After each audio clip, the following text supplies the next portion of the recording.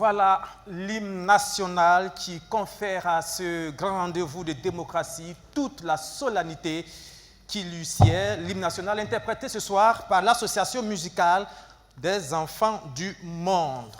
Mesdames et messieurs, bonsoir et bienvenue sur BF1. BF1 toujours présent lors des grands événements, au cœur des défis et donc au cœur du processus électoral. Nous sommes, vous le savez, dans la dernière ligne droite de la campagne pour la présidentielle et les législatives du 22 novembre prochain, campagne électorale que nous vous proposons toujours de suivre comme si vous y étiez tous les soirs. Nous vous proposons différents éléments, compte rendu des meetings, reportages, dossiers, portraits, débats, projets de sociétés passés au scanner des spécialistes, tout info-village.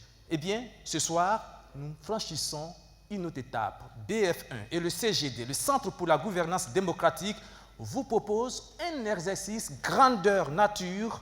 Plusieurs candidats à l'élection présidentielle du 22 novembre prochain présents dans la même salle ce soir à la salle de la conférence de Ouaga 2000, une table ronde. Pendant 2 heures de temps, ils vont répondre aux questions sur 2 thèmes fondamentaux. La priorité des priorités en ce moment, c'est-à-dire la question sécuritaire, mais aussi l'autre corollaire de la question sécuritaire, c'est-à-dire la cohésion sociale, le tout dans le grand ensemble de la réconciliation nationale. Sécurité, réconciliation nationale, voici les 2 thèmes sur lesquels nos candidats vont se prononcer tout à l'heure. Je reviendrai pour vous présenter les candidats et pour expliquer comment toutes les choses vont se dérouler. Mais avant, une petite pause, je laisse la place à un artiste slammer, il s'appelle Noël Müller. Je vous propose de l'écouter et dire des choses très intéressante. Noël Müller.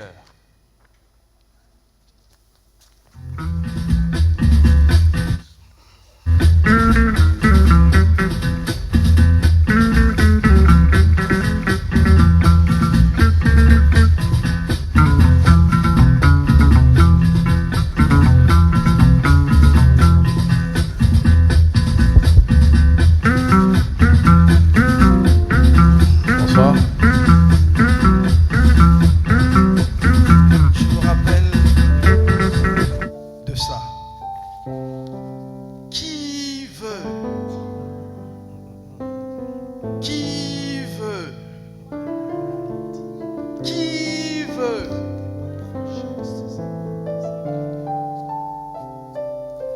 Toi veut.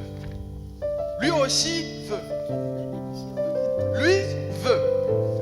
Mais que voulez-vous au juste? Qu'y a-t-il derrière ma veste? Elle ne sait pas, mais elle veut quand même. Ça quelle forme? Elle ne sait pas, mais elle veut quand même. Quel est le goût? Sucré ou amer? Elle ne sait pas, mais elle veut quand même. C'est exactement pareil comme des enfants. Certains ne connaissent pas la profondeur, mais ils veulent quand même. D'autres ne connaissent pas les défis qu'il y a derrière, mais ils veulent quand même. D'autres ignorent la grandeur du sacrifice qu'il y a à faire, mais ils se battent et battent campagne. Alors, vous qui cherchez le pouvoir, que voulez-vous au juste? Rayer sur une épave ou reconstruire des ruines? Voulez-vous rire dans des funérailles ou aider à chasser la faucheuse? Voulez-vous piller des pauvres ou enrichir des démunis? Et vous qui cherchez le pouvoir, cela tombe bien mal. Parce que nous n'avons aucun pouvoir à offrir. Voyez par vous-même, il est où ce pouvoir pour lequel vous battez tant? Parce que nous, le peuple, nous ne le sentons pas dans nos plats. Nous ne le voyons pas dans nos lieux de travail. Nous ne le ressentons pas sur nos lits. Et il ne souffle pas dans nos maisons. Alors, où se cache-t-il ce pouvoir pour lequel on se bat tant? Comprenez donc que nous n'avons aucun pouvoir à offrir. D'ailleurs, comment pourrons-nous offrir une chose que nous n'avons pas nous-mêmes? Par contre, si vous voulez des problèmes, alors là oui, nous avons beaucoup de problèmes à soumettre. Mais qui veut? Moi veux. nous avons beaucoup de préoccupations. Il y a la sécurité, il y a la réduction de l'inégalité, la relance de l'économie après la Covid. Il y a l'insertion professionnelle des femmes et des jeunes. Et peut-être que si finalement vous résolvez ces problèmes, alors à quelque part, oui, on vous aurait quand même donné un certain pouvoir. Parce que le pouvoir, le vrai, ne se trouve pas à Kosiam, ni sur une chaise présidentielle, ni même dans un cortège présidentiel. Le vrai pouvoir est là, derrière nos problèmes. Et personne ne peut y accéder sans avoir au préalable résolu ces problèmes.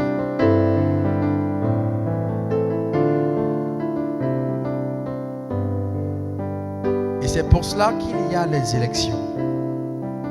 Parce que les élections, ce n'est pas le boucan autour. C'est plus simple que ça.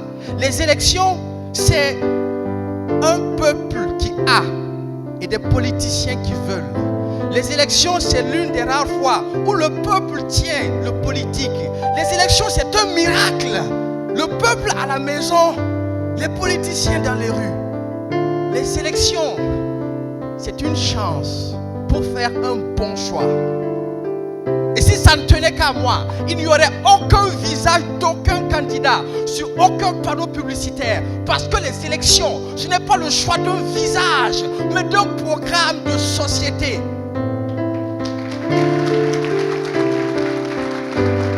Alors, arrachez-nous vos visages et collez-nous enfin vos programmes de société. Parce que c'est ça qui nous intéresse. Parce que les élections, c'est une chance qui ne se présente qu'une seule fois tous les 5 ans. Et voyez-vous, il se trouve que 5 ans, ça fait quand même 60 mois. Et vous comprenez que 60 mois, c'est 1800 jours. Et vous voyez que 1800 jours, c'est quand même bien un peu trop long pour souffrir à cause d'un mauvais choix.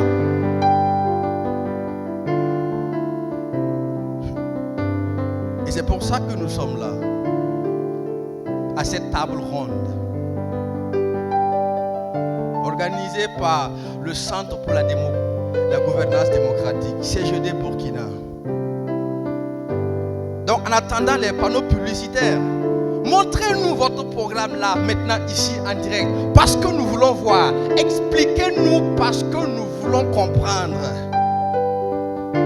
À vous, peuple et population surexcitée, parce qu'on vous fait la cour. Tâchez de passer à la mairie avant de passer sous les draps. Parce que même en cas de repudiation, vous pourrez au moins espérer à la moitié des biens. Redescendez de votre nuage parce que ça ne va pas durer longtemps. Et suivez cette table ronde avec des yeux secs, grandement ouverts. Sinon, vous allez suivre quand même avec des yeux humides, tristement fermés. Mais ça...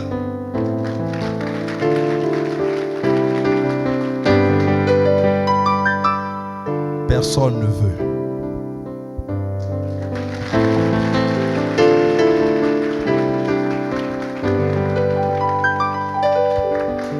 Voilà, nous sommes en direct de la salle des conférences de Ouaga 2000. Vous êtes bien sûr sur BF1, la chaîne au cœur des défis et aussi au cœur des grands événements.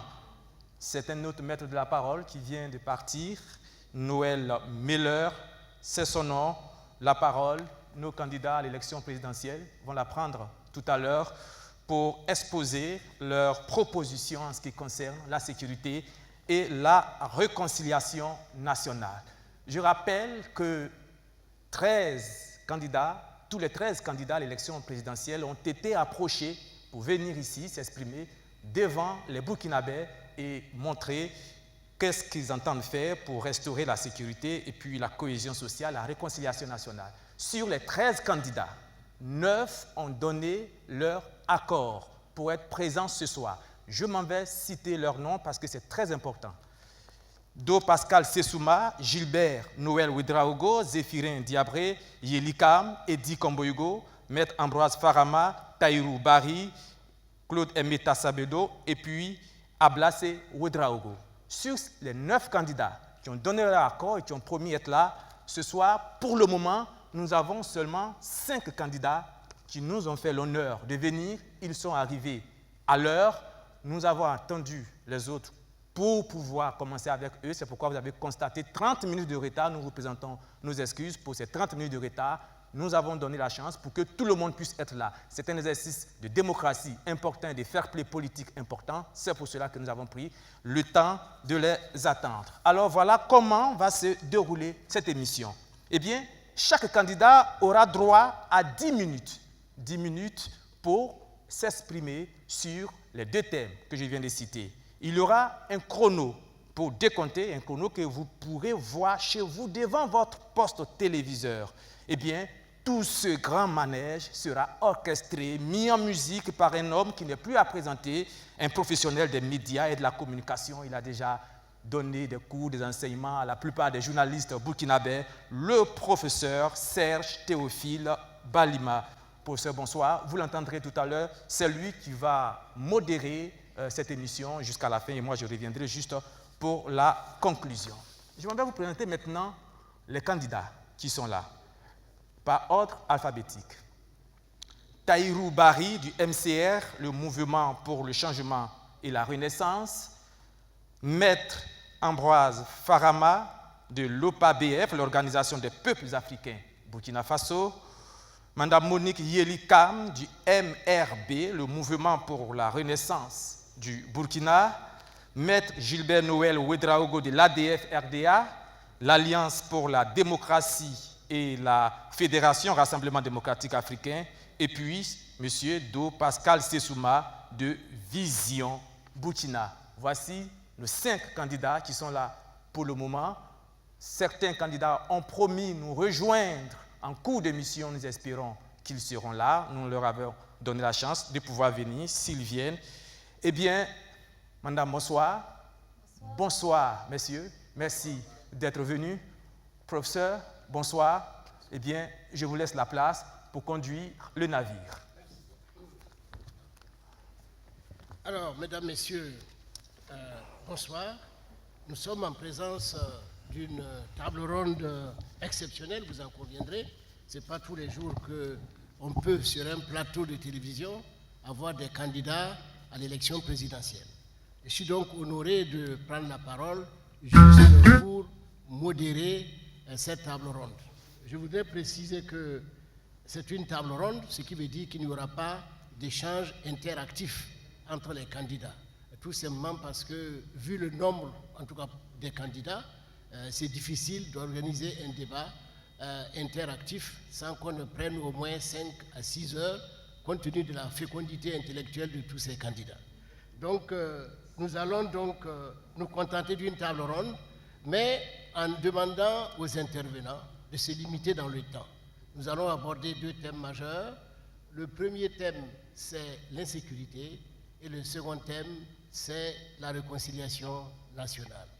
Alors, sur le premier thème comme sur le second, chaque candidat aura 5 minutes pour exposer l'essentiel de son programme. C'est un exercice de soutien au processus démocratique que le Centre pour la gouvernance démocratique, dont je suis membre, a organisé avec le soutien de l'ONG Daconia. Je suis donc très heureux et très honoré de devoir donner la parole à ces éminentes personnalités qui vont nous expliquer leur programme qui, j'espère, les gens suivront avec beaucoup d'attention. Alors donc, les règles du jeu, je ne souhaite pas être obligé d'arracher la parole à des éminentes personnalités. C'est pour ça que nous avons mis en place un chronomètre qui sera en face des candidats. Et le chronomètre va leur indiquer souverainement le temps imparti et le temps qui reste. Donc c'est à eux de faire cet exercice, de respecter le temps imparti. Donc le format de l'émission aussi, je tiens à insister, c'est un format que nous avons voulu consacrer exclusivement aux candidats pour éviter qu'on envoie des représentants.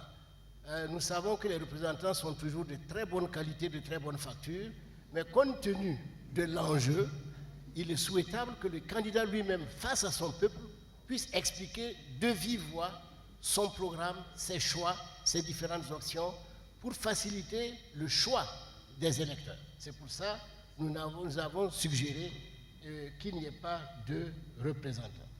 Alors, cela dit, l'ordre de passage aussi, nous allons suivre l'ordre alphabétique pour éviter, évidemment, bon, parce qu'on s'est demandé dans quel ordre il faut distribuer la parole. Alors, nous allons suivre l'ordre alphabétique et ça nous permettra d'être à l'abri de tout soupçon.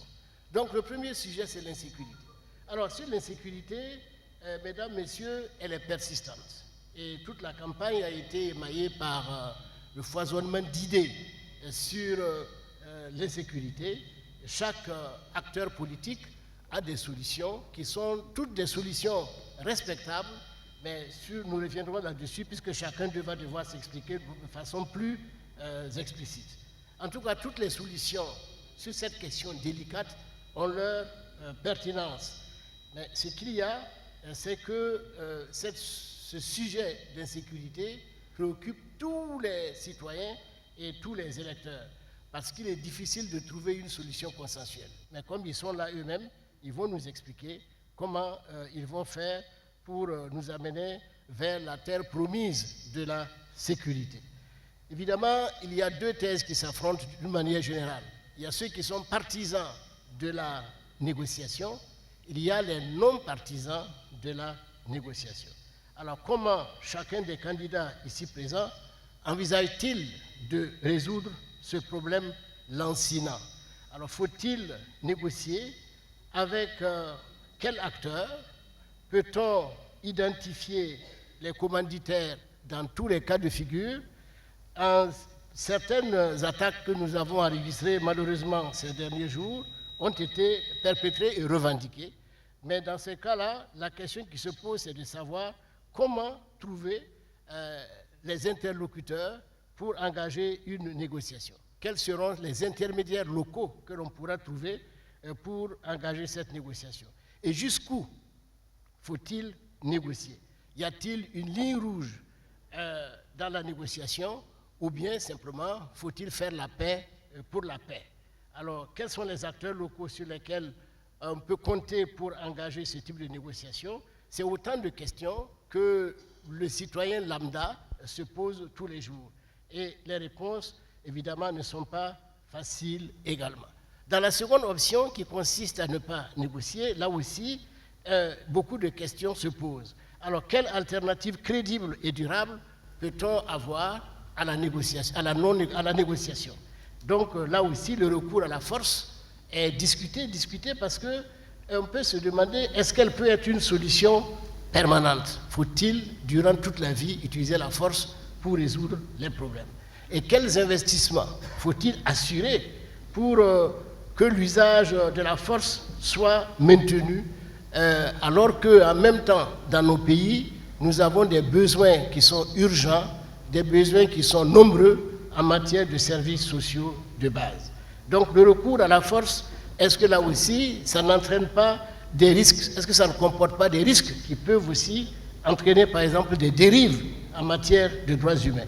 Donc, autant de questionnements qui préoccupent en tout cas l'opinion nationale, et nous sommes heureux d'avoir dans ce panel-là les éminents hommes et femmes politiques qui vont donc nous éclairer sur cette question-là. Donc, tour à tour, vous allez présenter vos programmes, et comme je l'ai dit tout à l'heure, par ordre alphabétique, donc la parole sera donnée d'abord au candidat Tahirou Bari, qui va nous expliquer comment et quelle est sa position sur la question de l'insécurité. Cela dit, je vais inviter le candidat à aller au présentoir qui se trouve devant lui pour essayer d'expliquer son programme.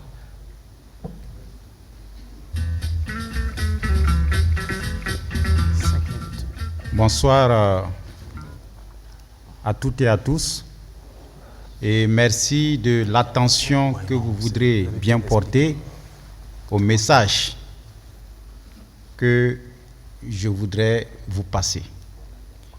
Sur l'initiative du CGD, je voudrais la saluer parce qu'elle permet au peuple de distinguer la vérité et de se déterminer en toute âme et conscience, en dehors de toute tentative d'achat de conscience, comme on le constate ces derniers moments.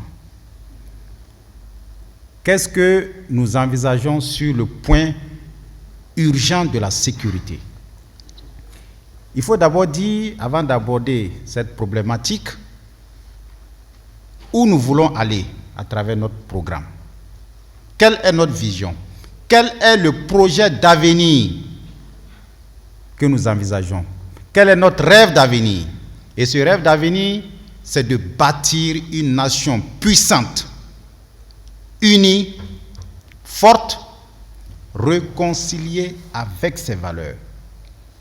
Et quand on parle de réconciliation avec ses valeurs, il s'agit des valeurs de solidarité, de tolérance, de fraternité, d'union, qui malheureusement sont en train de s'effriter dans ce contexte d'insécurité généralisée dans notre pays.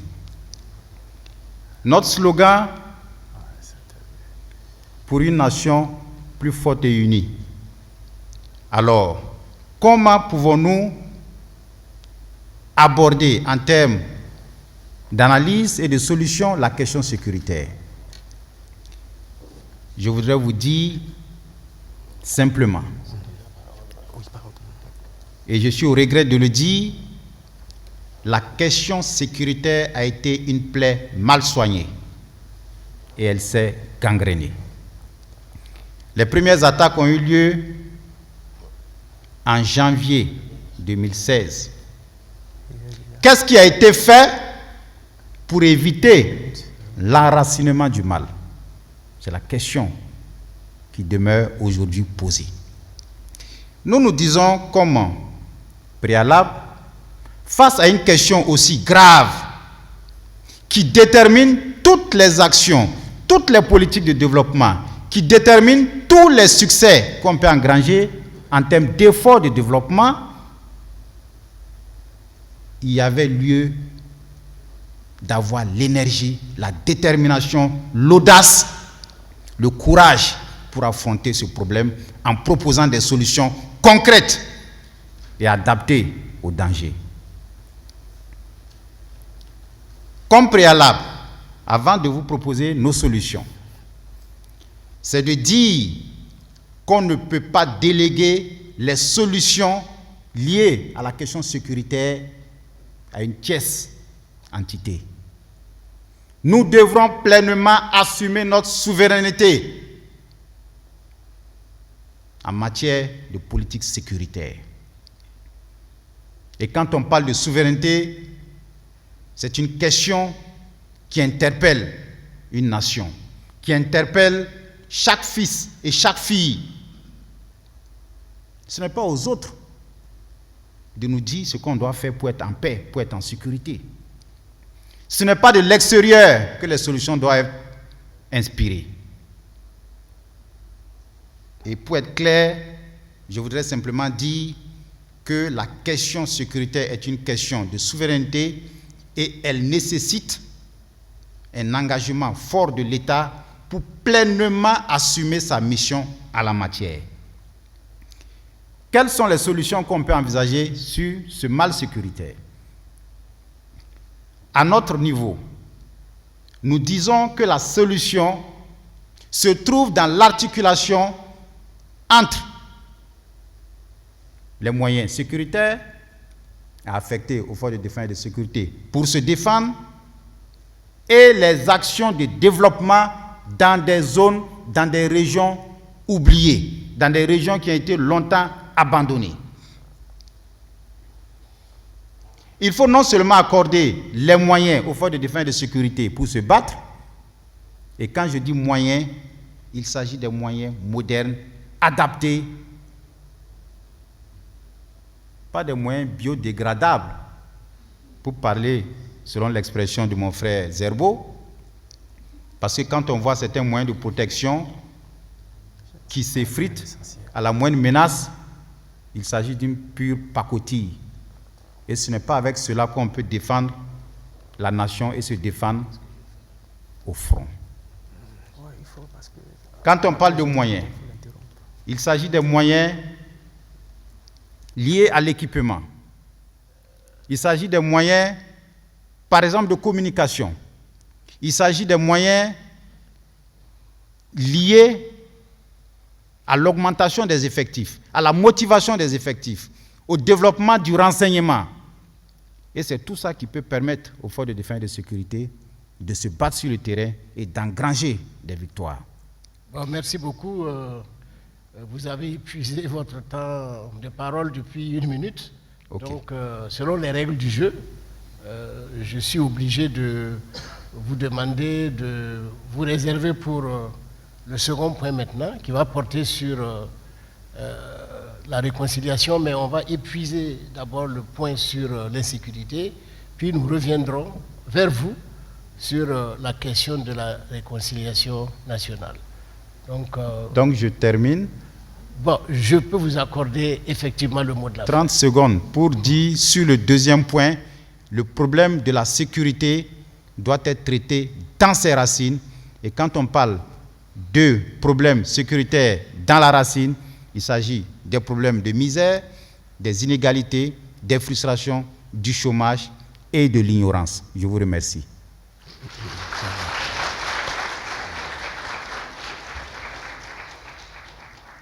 Alors, j'invite maintenant M. Ambroise Farama, à prendre la parole. Donc, ce sont les mêmes règles du jeu. Vous avez 5 minutes, le chrono va bientôt démarrer. Et je vous conseille de regarder attentivement le chrono en développant la richesse de votre pensée.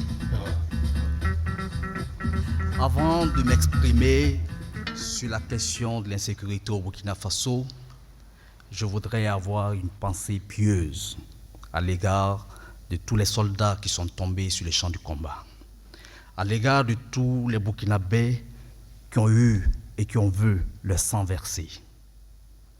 Cela nous attriste, car en 5 ans, nous avons perdu plus de 2000 âmes.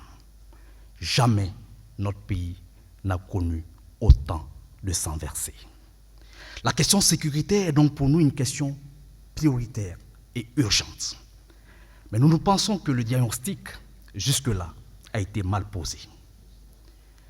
Le diagnostic suppose pour nous des questions. D'où vient le terrorisme? Qui finance le terrorisme? À qui profite le terrorisme? Tant qu'on ne posera pas bien le diagnostic, la thérapie ne pourra pas soigner le mal.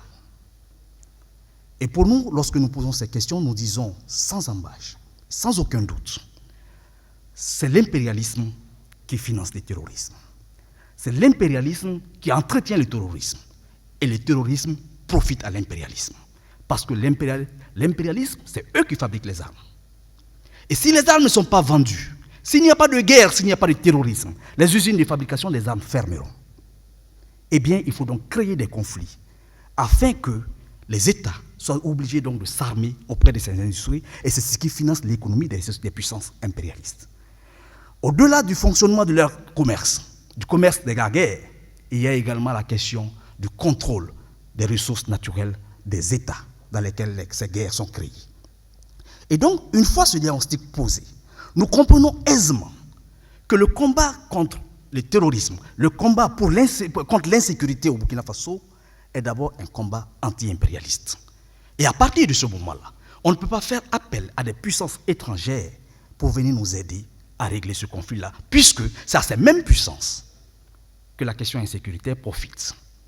Et j'en veux pour preuve, regardez l'incident très récent au Mali, où l'État malien, de façon souveraine, décide de négocier avec les terroristes. Et pendant qu'ils entreprennent les négociations, vous avez donc des coopérants qui disent être des amis du Mali et qui, au même moment, vont attaquer des bases terroristes sans même l'accord préalable, sans même avoir informé au préalable l'État malien. C'est un comportement trouble. Et ce comportement trouble-là, nous l'avons vu également aussi bien au Mali qu'au Burkina Faso. Voilà pourquoi je dis, sous ma présidence, nous ferons en sorte que la question sécuritaire soit une question de souveraineté et qu'elle soit entièrement gérée par les Burkinabés et pour l'intérêt du peuple burkinabé. Nous allons demander aux puissances étrangères de se retirer et de laisser les Burkinabés organiser eux-mêmes leur propre défense et leur propre sécurité. Nous allons ensuite travailler en union avec les autres États africains à mettre en place un corps international, sous-régional, pour combattre ensemble le terrorisme.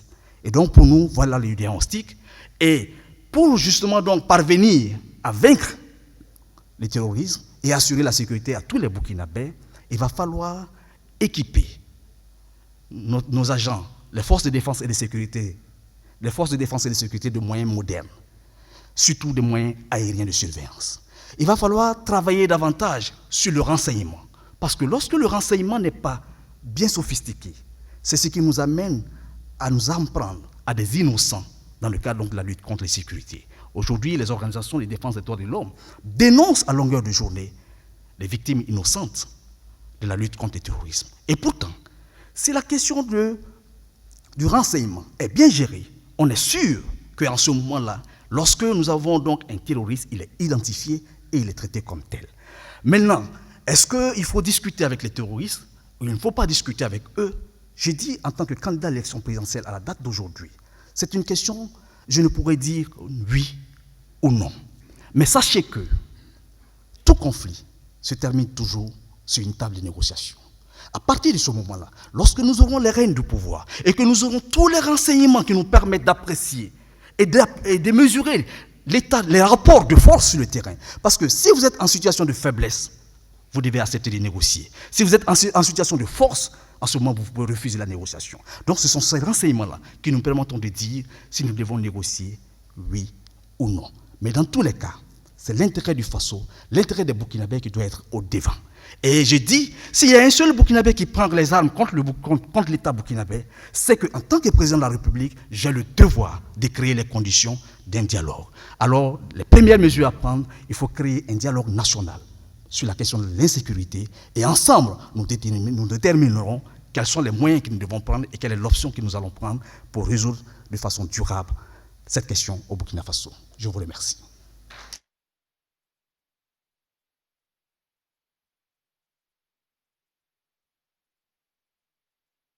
Saluer l'arrivée de M.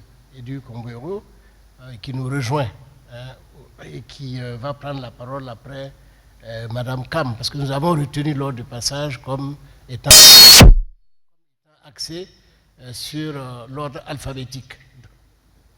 Donc, Madame Yeli Mouni Kam, vous êtes donc invitée à prendre la parole. Voilà. Alors, en attendant, je voudrais préciser à M. Kombouero que les règles du jeu sont les suivantes.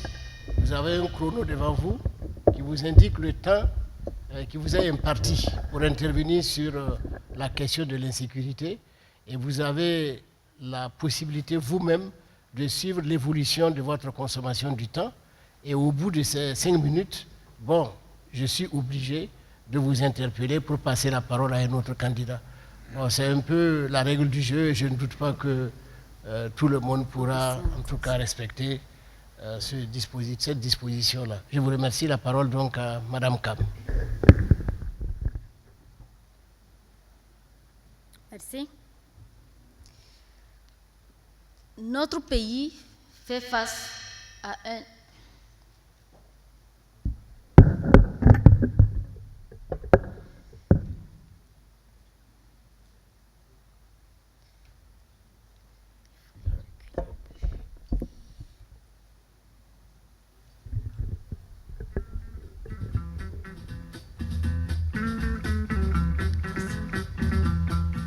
Notre pays fait face à un défi majeur, l'insécurité. Sans paix, sans sécurité, pas de développement. La question de la sécurité, pour moi, je l'aborde en ma qualité de mère. Je suis mère d'enfant. À chaque fois qu'un soldat tombe, c'est une femme qui est inconsolable. Donc cette question, je l'aborde dans le premier point de mon projet de société, qui est le pacte républicain, qui prend en charge la question de la paix, c'est-à-dire le vivre ensemble au Burkina, la sécurité et la réconciliation. Au titre de la sécurité, nous entendons créer une chambre des sages de 130 membres constituée d'autorités religieuses, traditionnelles et des anciens chefs d'État sans exclusion. Donc ce sont ces personnalités, ces 130 membres pris 10 par région sont apolitiques. Et ce sont ces sages, la Chambre des sages, qui s'occupera, et bien sûr, avec la contribution des départements habituels qui s'occupent de la sécurité et de la défense. Donc ces membres, ces 130 sages, s'occuperont de la question de la négociation de la paix. L'insécurité, comme nous le savons tous, a été suffisamment documentée et nous connaissons les causes profondes. Donc, ces sages vont alors négocier la paix pour remédier à l'insécurité. En tant que maire, nous voulons savoir qui nous attaque.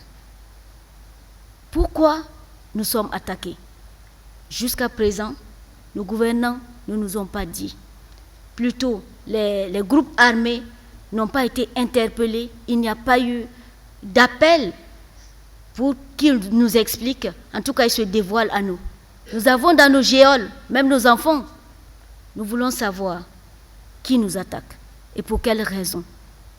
Nous gardons à l'esprit, dans la négociation, que nous sommes un État souverain et nous allons défendre l'intégrité de notre territoire.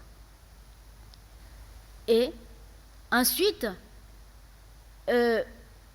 nous savons que la cause profonde de l'insécurité, c'est la misère, c'est la famine, c'est les déséquilibres entre les régions, c'est la pauvreté.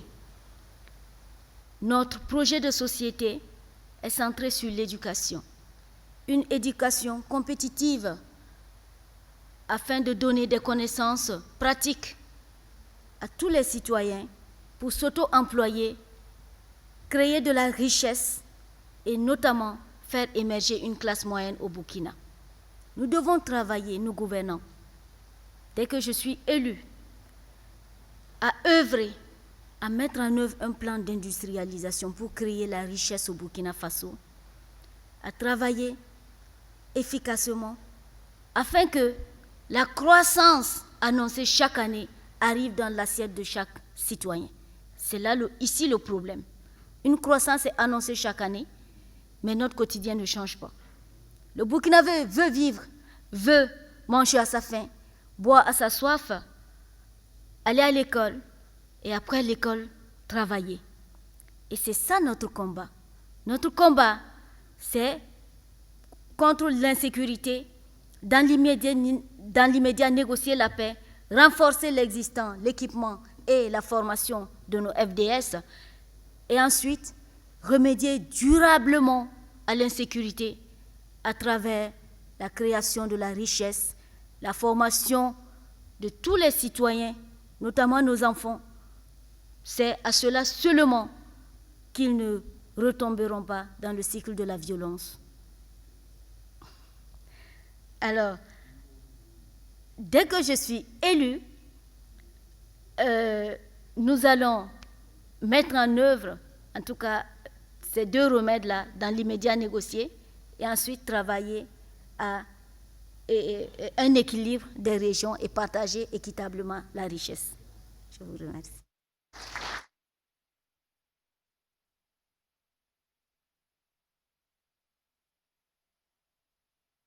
Madame, alors il me plaît d'annoncer l'arrivée du candidat Claude Aimé Tassambedo, je crois, malgré le masque, je l'ai bien reconnu. Et donc, par ordre alphabétique, il prendra la parole pour l'instant à la fin, puisque le dernier candidat, en principe, ça devrait être M. Zida, qui jusqu'à présent n'est pas là. Donc, je voudrais donc inviter M. Komboego à bien vouloir prendre la parole.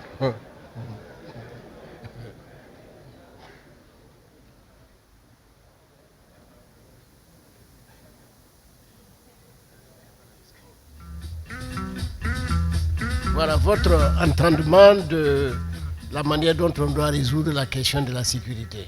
Donc, vous avez la parole, M. Kombouéo.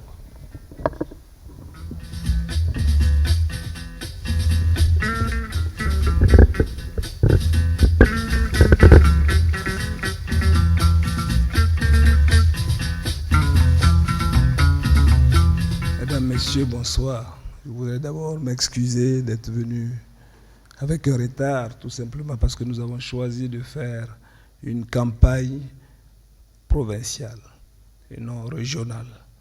Nous avons terminé 3 campagnes, 3 provinces aujourd'hui, et je suis là, quand même, parce que vous êtes là et vous voulez savoir qu'est-ce que le CDP propose pour la sécurité, pour que la sécurité revienne au Burkina Faso. C'est assez simple.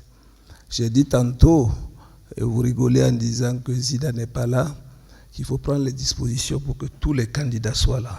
Dommage. Vous savez, dans un pays divisé, on ne peut pas s'unir pour travailler pour la paix et le développement.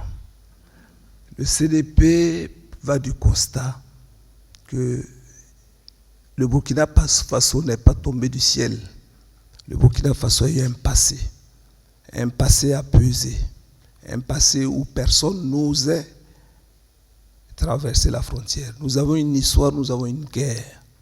Nous avons su avec qui nous nous battons, c'était le Mali. Et pour quelles raisons? Pour des raisons de territoire. Nous sommes allés sur la même table, une table de négociation, et nous sommes allés en justice, ça a été tranché définitivement. Nous sommes au regret de constater que depuis 5 ans, ceux qui nous gouvernent indexent des partis, soi-disant qu'ils veulent revenir au pouvoir, et c'est pourquoi ils utilisent des terroristes. C'est triste. En tout cas, s'il y a un seul parti qui ne peut pas le faire, et je peux garantir, c'est le CDP. Le CDP prône 4 solutions pour amener la paix. D'abord, chercher à reconstruire une armée forte, dissuasive, bien équipée. Ce que nous avions avant, nous les avons cassés. Nous avons exposé nos armes à la place de la nation. C'est un danger. Et on s'en prend à nous-mêmes. Nous avons donné ce que nous avons comme force, parce que nous avons des événements tristes. Nous avons dit que le deuxième point, sur lequel il faut s'appuyer, c'est les renseignements généraux. Il faut anticiper sur les actions des groupes armés ou des hommes armés non identifiés. Si on n'a pas de réseau de renseignement dynamique, nous ne pouvons pas anticiper. Il faut éviter la réaction, entendre qu'on frappe avant de réagir. Le troisième point qu'il faut, il faut une diplomatie active qui s'appuie et qui s'inspire de l'expérience des autres. La Mauritanie est un cas. Membre du G5 Sahel, personne ne tire là-bas. Et si vous n'avez pas une diplomatie, vous ne pouvez pas savoir pour quelles raisons nous sommes attaqués. Certes, on s'imagine que dans la zone, il y a des richesses souterraines qui peuvent être intéressées par certaines personnes. Mais ce n'est pas ce qu'ils vous ont dit. Il faut les identifier. Il faut arrêter de les appeler hommes armés non identifiés ou groupes armés non identifiés. Il faut aller courageusement vers ces personnes. Si certains ont eu la chance de les avoir reçus à Kosiam, ils ne les ont pas attrapés, dire qu'ils sont venus demander du matériel. C'est de quel matériel? S'il y a eu un accord, c'est un accord sous l'égide de l'ONU, la CEDEAO, de l'Union africaine, où nous étions co-médiateurs. Voyez-vous, cet accord existe. Il n'est pas caché. Il faut prospecter également à travers cet accord. Mais cet accord a été rompu, un autre accord a été signé entre le Mali et l'Algérie. Et enfin, comme j'ai dit, il faut travailler à faire des investissements massifs dans la zone querellée pour occuper les jeunes afin qu'ils ne soient pas entraînés par un enrôlement maladroit de ceux qui nous attaquent aujourd'hui. Voilà la solution que nous préconisons. Nous avons dit également qu'il faut la réconciliation nationale. Je vous remercie.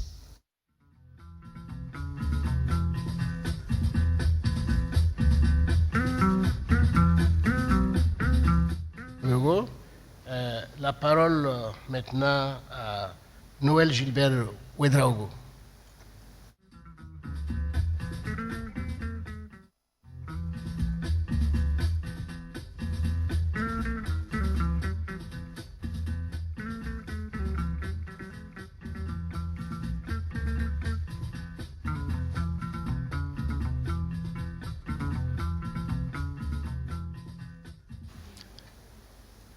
Chers compatriotes, bonsoir.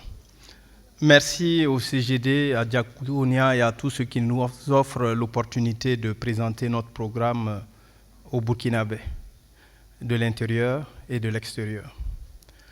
Sur le plan de la sécurité, avant de commencer, je voudrais avoir une pensée pieuse pour ces milliers de personnes qui sont tuées sur notre territoire national et également avoir une pensée pour ces millions de personnes qui sont déplacées dans leur propre pays, le Burkina Faso. Élu président du Faso, je m'engage à œuvrer afin que nous puissions atteindre 3 objectifs. Premier objectif, recouvrer l'intégrité de notre territoire, le Burkina Faso. Second objectif, réinstaller les personnes déplacées dans leur village d'origine en toute sécurité et en toute dignité. Troisième objectif, mettre fin à toutes les formes d'exaction et de violation de droits humains. Je voudrais renouveler mon appui, mon soutien aux forces de défense et de sécurité et leur dire qu'à Kosiam, je mettrai tout en œuvre pour qu'ils aient les moyens nécessaires pour se protéger eux-mêmes d'abord avant de protéger les Burkinabés.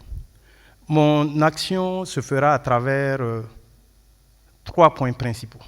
Le premier point porte sur la sécurité elle-même, avec 2 sous-points, le plan de la prévention et le plan de l'opérationnel. Le second point porte sur la diplomatie et enfin l'économie. Sur le plan de la sécurité, il s'agira au niveau de la prévention de renforcer le renseignement. Il s'agira également de pouvoir avoir un développement harmonieux de notre pays, le Burkina Faso, à travers des interventions dans les régions. Il s'agira aussi de pouvoir impliquer les jeunes et les femmes dans la lutte contre le terrorisme. Sur le plan opérationnel, il s'agira de mettre les moyens à la disposition de nos forces de défense et de sécurité, de renforcer leur formation, et de créer des unités spéciales dans tous les corps des forces de défense et de sécurité pour faire face à la menace sécuritaire. Sur le plan de la diplomatie, il s'agirait de renforcer le rayonnement international de notre pays, le Burkina Faso, et de faire en sorte que par la diplomatie, nous puissions éviter d'être la cible de certaines forces obscures. Enfin, sur le plan économique, il s'agira de renforcer l'appui aux femmes et aux jeunes, et surtout j'adopterai un plan national avec un référentiel national de développement harmonisé de notre pays, le Burkina Faso, pour que le Burkinabé, où qu'il se trouve, sente la présence de l'État à travers un minimum d'infrastructures de santé, d'infrastructures de sécurité et d'infrastructures d'éducation. Toutes les infrastructures, l'État devrait être partout, avec des voies, et cela va conduire donc à pouvoir régler un certain nombre de problèmes.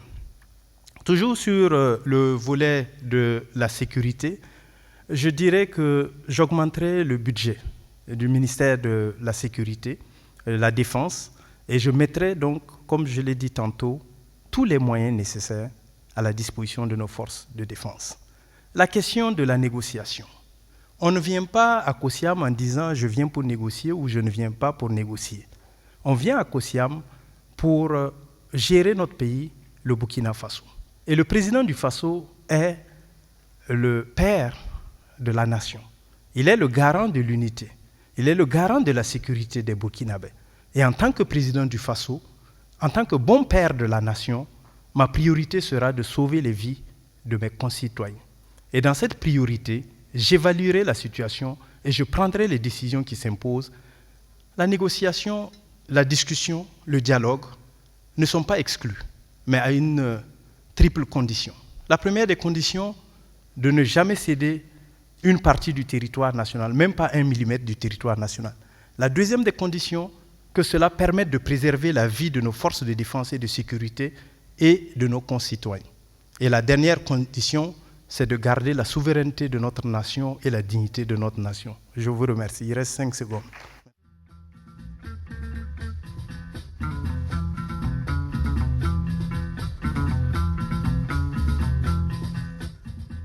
Merci bien à M.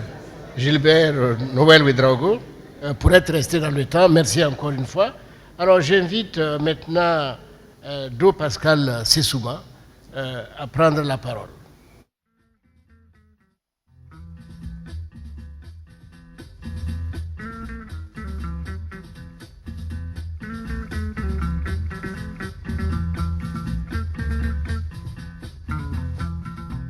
Chers compatriotes, il y a de cela quelques semaines, c'était à l'émission Surface de vérité de BF1 que je me permets donc de citer, puisque nous sommes sur BF1. Mon jeune confrère Aubin Guébré, à l'émission Surface de vérité, donc recevait l'émir de l'Iptako. Évidemment, la question qui était brillante lui a été posée, c'est « Éminence, comment se fait-il que les gens du Sahel, qui sont burkinabés, attaquent les FDS, qui sont aussi des burkinabés ?» L'émir de l'Iptako a répondu en substance, vous avez dit burkinabé, encore faut-il que les gens du Sahel se sentent burkinabés. Là est la question, chers compatriotes. Des 13 candidats à l'élection présidentielle, combien connaissent vraiment le Sahel? Je ne dis pas aller à Dori, à Gorom Gorom ou à Djibo. Non, aller en profondeur. Combien? Très peu. Moi, j'ai connu le Sahel. J'ai été à Dori, dans la brousse de Dori. J'ai été à Djibo. Le jour où je suis allé à Djibo, vous savez, le journalisme, ça mène à beaucoup de choses. On voit beaucoup de choses. Je me suis demandé si j'étais au Burkina Faso. Il n'y avait rien. Il n'y avait rien. Il y a de cela 20 ans. Et on me dit que c'était comme il y a 20 ans, encore aujourd'hui. Voyez-vous, le seul exemple qui me vient à l'esprit pour illustrer cet abandon de l'État central, c'est le forage Christine, dont on parle tant. C'est à Déou, dans l'Oudalan. Ce forage-là qui alimente les populations et les animaux, là. Aussi bien les populations riveraines du Mali, du Niger et du Burkina, il a été construit pas par l'État burkinabé, par un coopérant français. C'est pourquoi il porte le nom de Christine, c'est le nom de sa femme. En 1971, ça fait 50 ans. Comment se fait-il que depuis 50 ans, il n'y a pas eu d'autres forages construits dans cette région-là ou ailleurs au Burkina Faso? Si des forages avaient été construits à Kelbo, Falanguntu, Djibo, Nassumbu, peut-être que le destin de notre pays serait différent aujourd'hui. La question sécuritaire va au-delà de la question militaire.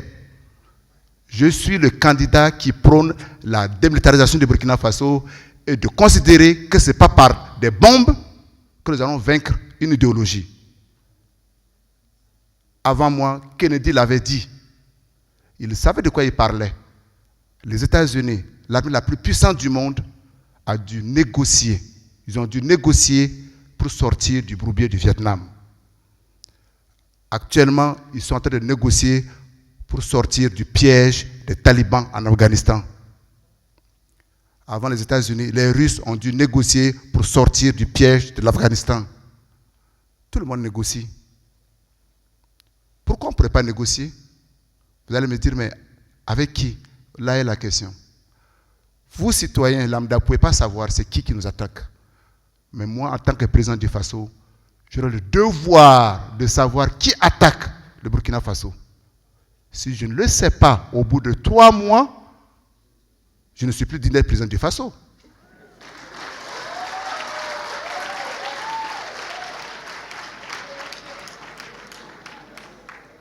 Des 13 candidats qui sont en campagne actuellement, combien ont osé s'approcher de la frontière malienne? Lundi dernier, j'étais à 9 km du Mali. Mais voilà devant vous. J'ai osé. Mais si vous avez peur d'eux, mais ils vont encore faire que vous ayez encore plus peur d'eux. Moi, je dis, la question sécuritaire, je me suis donné 18 mois pour mettre fin au terrorisme. 3 mois pour comprendre. 3 mois pour identifier. 6 mois pour négocier. 6 mois pour conclure. 18 mois, j'arrête ça. Ou alors, je démissionne. Je vous remercie.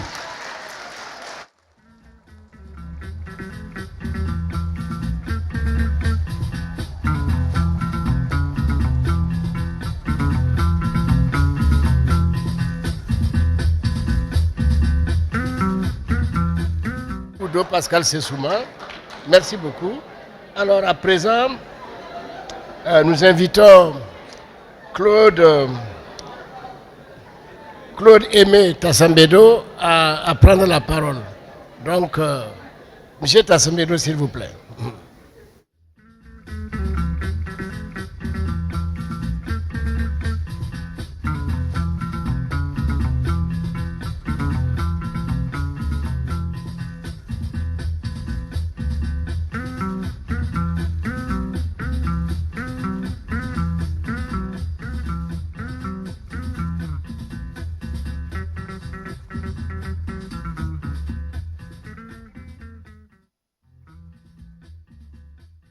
Bonsoir, chers frères et sœurs.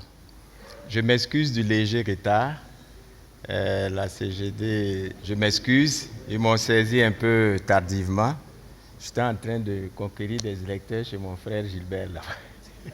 La route était longue pour arriver. Je suis allé prendre quelques électeurs là-bas. Mais on me demande de parler de la sécurité et je vais aller directement au sujet. Alors, notre question de la sécurité est spécifique. Elle est spécifique au Burkina Faso parce que très peu de fois les terroristes ou les adversaires ont manifesté un visage quelconque, ce qui fait que le diagnostic nous laisse penser que nous avons des problèmes internes et naturellement des adversaires externes. Donc le diagnostic jusque-là nous pose le problème en ces termes. Il y a des problèmes internes, c'est-à-dire l'histoire du Burkina a fait en sorte que certaines rancœurs persistent, demeurent et conduisent certaines personnes à être facilement pris dans l'étau de l'adversité. Et donc on se fait souvent la guerre entre nous. Donc le problème qui se pose, il est politique, il est social, il est économique et il est militaire. Donc il faut l'aborder sur tous ces angles-là. Militaire, parce qu'une fois qu'on est attaqué, il faut se défendre. Et ça, c'est logique. Donc, nous allons l'aborder sous cet angle avant d'aborder les autres angles qui viendront renforcer cela. Donc, c'est d'essayer de reconstruire notre armée. Nous savons que l'armée a été ça a été défait, mais aujourd'hui, ça se stabilise un peu. Donc, les militaires étaient habitués à une guerre qui n'était pas une guerre asymétrique, mais cette nouvelle guerre, aujourd'hui, je crois que les militaires ont un peu saisi l'esprit. Donc, il suffit de reconsidérer le mécanisme des renseignements, renforcer les renseignements, et puis renforcer un peu l'air, l'armée de l'air. Mais je pense que sur le plan budgétaire, l'armée a suffisamment de budget aujourd'hui, puisqu'il y a des déperditions parfois qu'on retrouve ailleurs. Donc, si le budget là est utilisé comme il se doit, on aura les sous nécessaires pour renforcer l'armée, puisqu'on retrouve quelque part l'argent qui se balade qu'on peut ramener. Alors, je dis que cela nécessite donc une gouvernance vertueuse déjà. Et là, ça va assurer. Donc, il faut aussi une coordination des forces de défense et de sécurité à un niveau plus élevé.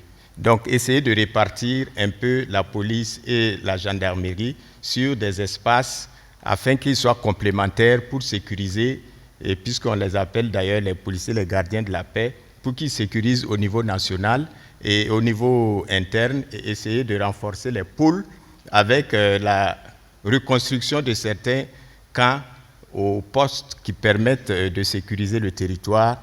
Et à l'issue, on peut aborder la question politique, comme on le sait bien, mais on ne négocie jamais en position de faiblesse. Donc, en ce moment, c'est une capitulation. Donc, la négociation ne doit pas être une capitulation. Une fois qu'on arrive à maîtriser le mécanisme et à arriver à mettre l'adversaire en difficulté, on peut maintenant négocier pour que la paix soit durable, puisqu'elle est sous-régionale. Alors, la question sociale, c'est vrai qu'on sait qu'aujourd'hui, les jeunes sont véritablement les victimes. Ça veut dire que les jeunes sont en situation de désespoir total, et donc il faudra qu'on revoie un peu comment on va essayer de trouver la solution au problème de l'emploi des jeunes. Et nous avons fait des propositions dans ce sens. C'est les entreprises incubatrices avec le coaching des aînés, pour qu'il y ait une cohésion dans ce sens-là. Une fois qu'on aura résolu cela, on pourra un peu tarir les sources d'approvisionnement de ces adversaires internes et adversaires externes. Je crois que l'un dans l'autre, si on conjugue ces efforts militaires avec ces efforts, j'allais dire, socio-économiques, on pourra un peu taire la situation qui prévaut. Mais dès que j'arrive, il faudra que je fasse un diagnostic avec la haute hiérarchie militaire avant de prendre toute action. Ça me paraît plus responsable. Merci.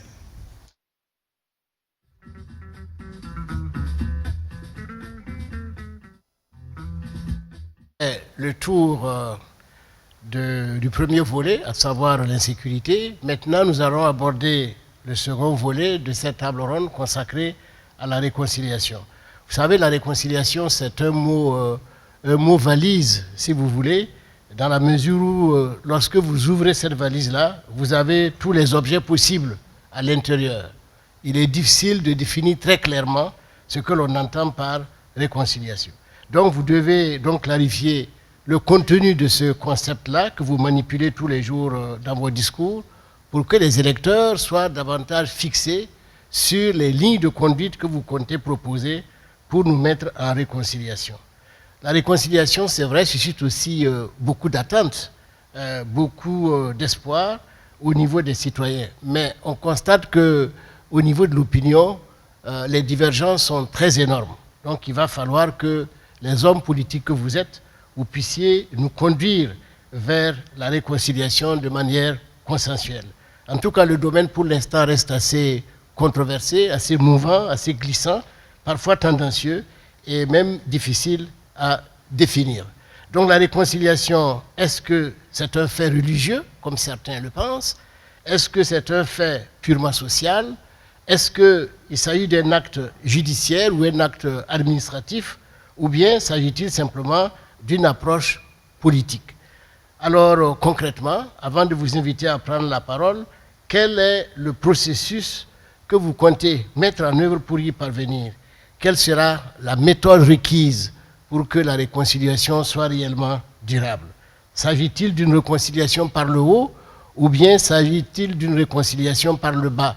Ce que j'entends par réconciliation par le haut, c'est réconciliation par décret par exemple, ou par acte décisionnel de l'exécutif, ou bien par amnistie, par la grâce présidentielle, ou par réduction de peine pour ceux qui viendraient à être condamnés, ou simplement des décisions que pourraient prendre certaines institutions de la République. Mais la réconciliation par le bas, c'est de voir comment impliquer les victimes, comment impliquer les veuves, les orphelins, les parents, les blessés, les victimes de sévices et les propriétaires qui sont parfois débarrassés ou dépourvus de leurs biens qui ont été dépossédés parfois injustement sous le coup de la violence. Alors comment réconcilier les cœurs et les esprits qui sont meurtris et qui développent au sein de la société un certain esprit de mécontentement. Alors quels sont vos projets dans ce domaine de la réconciliation? Alors vous êtes donc invités tour à tour à faire l'exposé dans le même cadre d'exercice, c'est-à-dire en 5 minutes, vous donnez l'essentiel de ce que vous entendez par réconciliation. Alors et comme la précédente fois, on va commencer par ordre alphabétique toujours, en invitant M. Tahirou Bari à prendre la parole.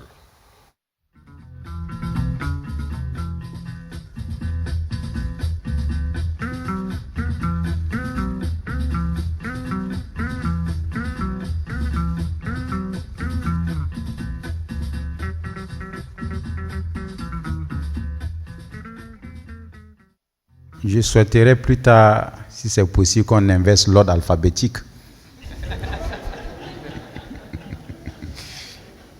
Sur le point de la réconciliation, je voudrais dire qu'elle ne se décrète pas. Elle doit être la conséquence d'une acceptation naturelle après un certain nombre de préalables. Pour moi, la réconciliation, ce n'est qu'un fait social qui doit être porté par les politiques. Toutefois, la réconciliation ne saurait être envisagée comme une forme de théâtralisation des drames sociaux. Se réunir dans une salle avec les victimes et proclamer la fin des torts. Je dis non. Quand on parle de réconciliation, il s'agit de la faire reposer sur le triptyque vérité, justice et enfin réconciliation. Vérité pourquoi? Parce qu'il faut que des lumières soient faites sur des zones d'ombre.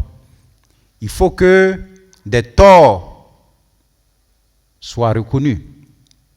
Il faut que ceux qui ont eu l'audace de poser des actes attentatoires à la vie puissent être connus.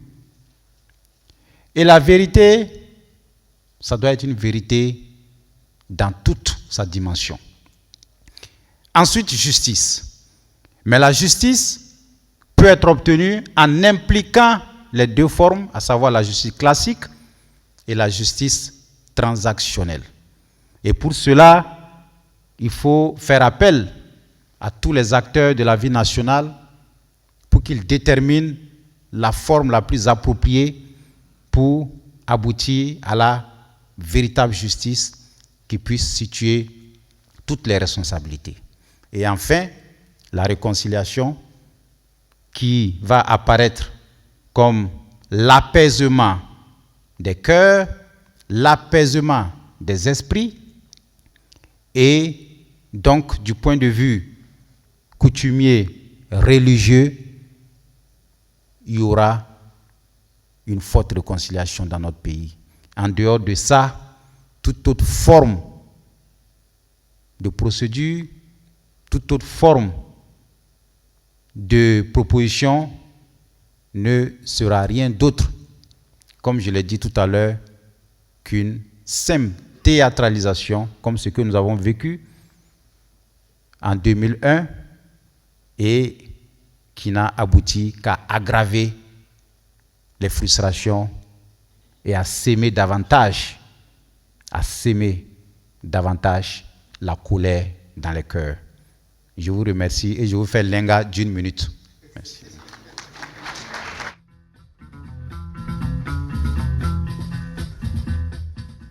Tahirou Barry. La parole maintenant à M. Ambroise Farama.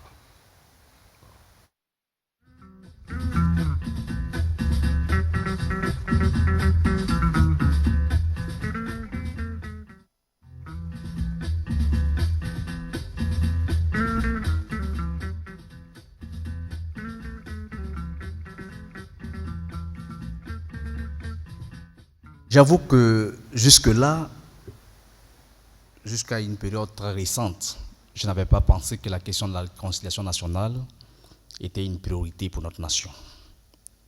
Parce que pour moi, je ne pense pas qu'il y ait eu un drame d'envergure nationale au point qu'il fallait parler de réconciliation nationale. Jusque-là, j'avais toujours apprécié les différentes divergences comme étant des conflits entre individus, entre des groupes politiques. Parce que jusque-là, quand les gens nous parlent de la réconciliation nationale, on voyait toujours l'ancien régime qui demande à pouvoir revenir, mais pour nous, ça, ce n'est pas un drame national. Mais quand on regarde aujourd'hui, ça semble être une exigence de tous les acteurs politiques.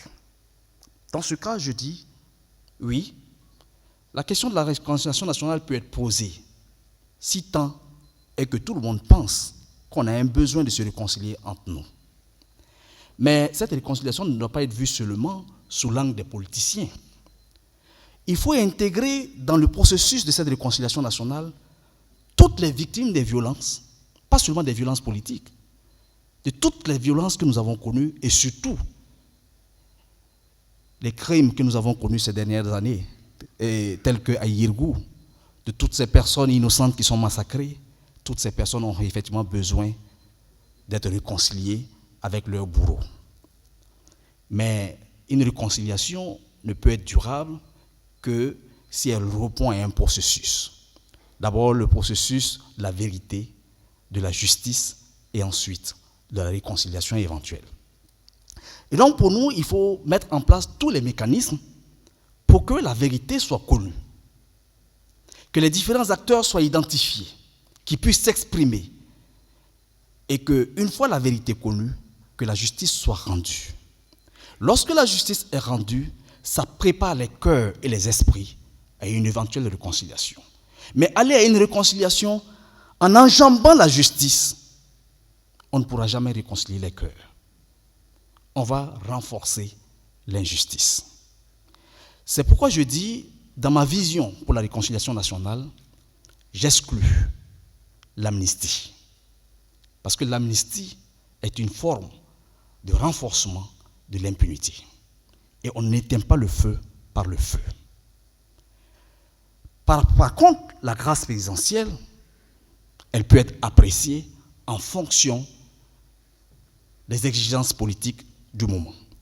Mais la grâce présidentielle, elle n'intervient justement qu'après la justice. Voilà pourquoi je dis qu'en tant que président de la République, je mettrai en place des juridictions, je ferai en sorte que les juridictions aient tous les moyens pour aller vite et vider les dossiers judiciaires. Et une fois les dossiers judiciaires vidés et que les cœurs puissent être apaisés, on invitera en ce moment donc les différentes victimes et les différents acteurs à se retrouver autour donc d'une table de négociation pour se pardonner. Parce que tant qu'on ne s'est pas pardonné, on ne peut pas se réconcilier. Et si le pardon est sincère, et qu'il faut également que celui qui demande pardon soit sincère dans sa demande de pardon, afin que le pardon puisse être accepté par celui qui doit le recevoir. Voilà comment nous voyons donc la question de la réconciliation nationale. Il n'y a pas de réconciliation nationale sans vérité, sans justice. Voilà notre solution. Je vous remercie.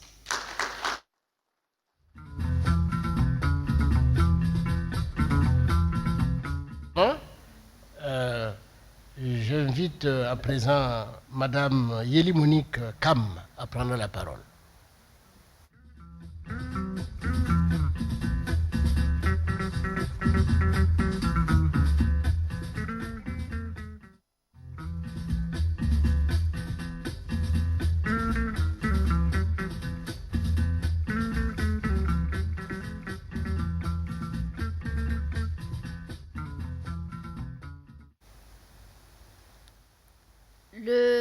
MRB, le Mouvement pour la Renaissance du Burkina, est un parti de l'éducation.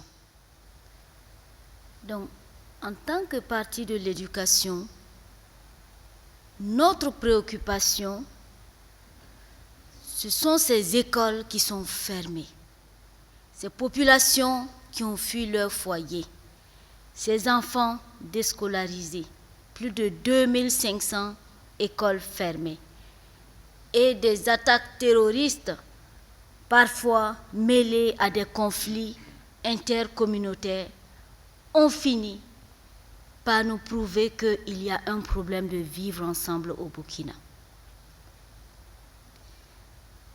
Le Burkina Faso a connu des situations dramatiques. Nous avons connu des états d'exception. Nous avons connu dans notre parcours historique, nous avons connu l'insurrection.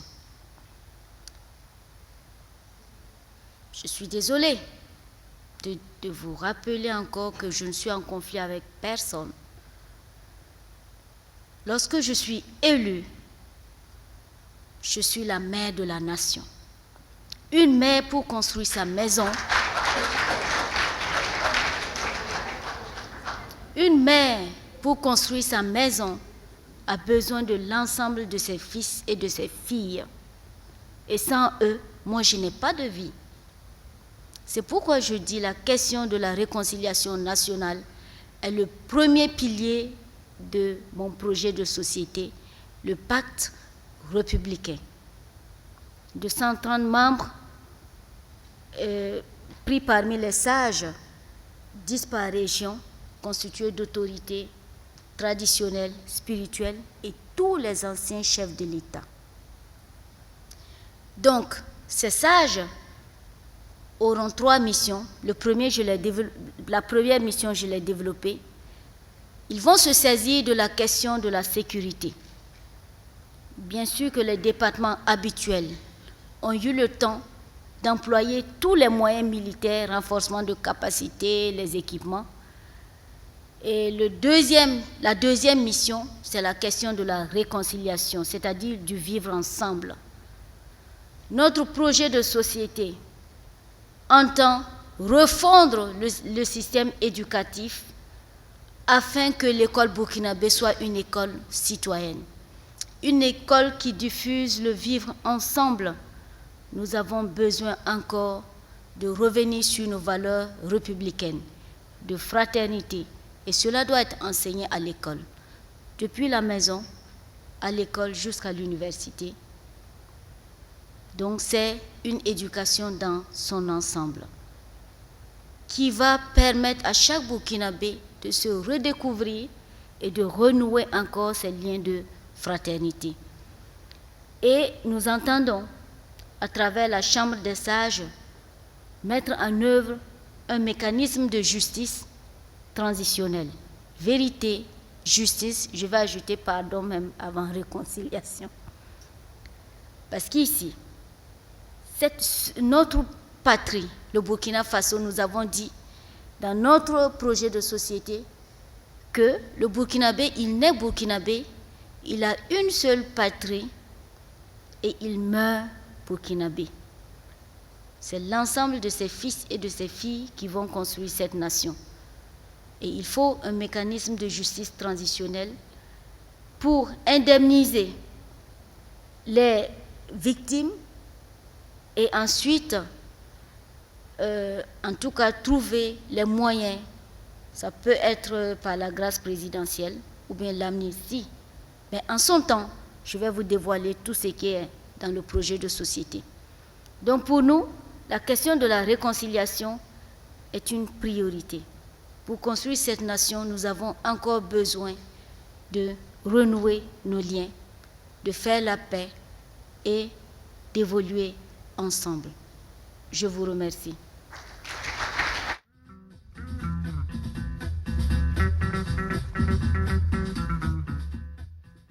Bien, Madame Kam, la parole maintenant à Monsieur Eddy Kombero.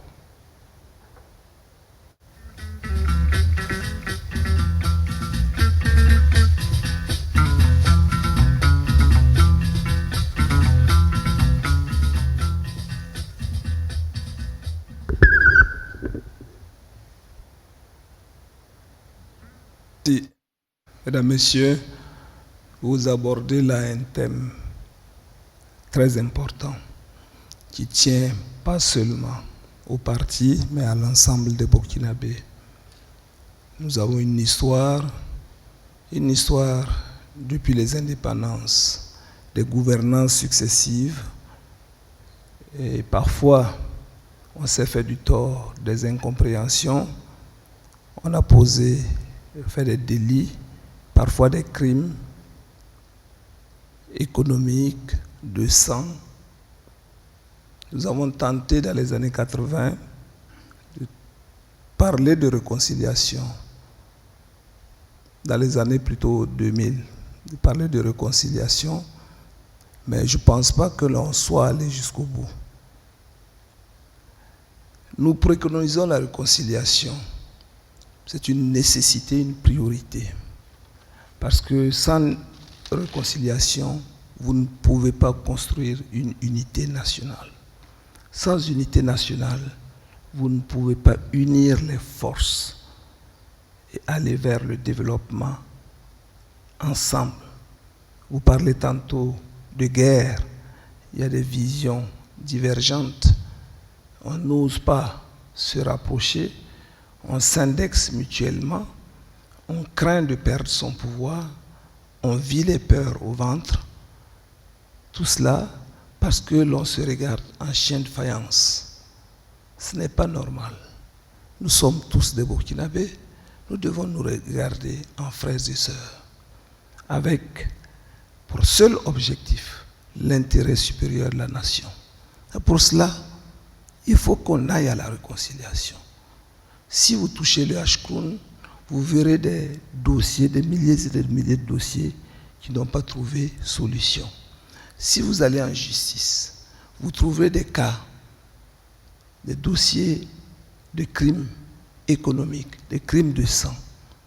Parlons le cas de Thomas Sankara, ayons le courage d'aborder le cas de Norbert Zongo, qui ne trouve pas solution. Les Burkinabés ont soif de savoir ce qui s'est passé, parfois de justice. Donc nous proposons également une réconciliation selon 4 points. Vérité, justice, réparation et réconciliation. Pourquoi vérité? Mais il faut se dire, seuls ceux qui n'ont pas gouverné, ceux qui n'ont pas géré, qui ne commettent pas des erreurs. Il faut se le dire. Même dans sa propre famille, on commet des erreurs. Mais il faut transcender et regarder l'avenir avec espoir. Il faut avoir le courage de parler à l'autre et regarder l'avenir ensemble avec espoir.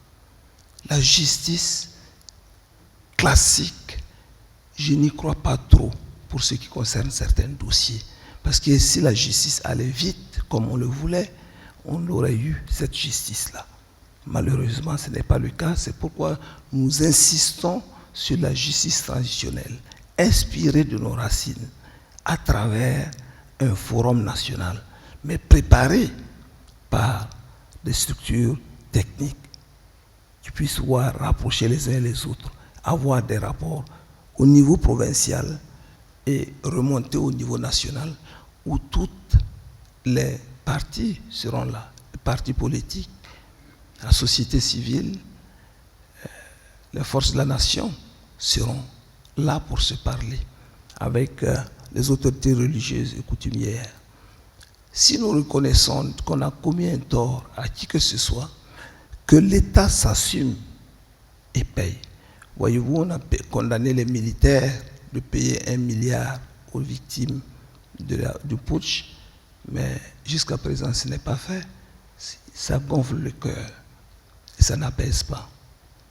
Et c'est pourquoi nous pensons qu'il faut donc une réparation et ensuite on se pardonne mutuellement et nous construirons l'avenir avec beaucoup d'espérance et beaucoup d'espoir. Je vous remercie.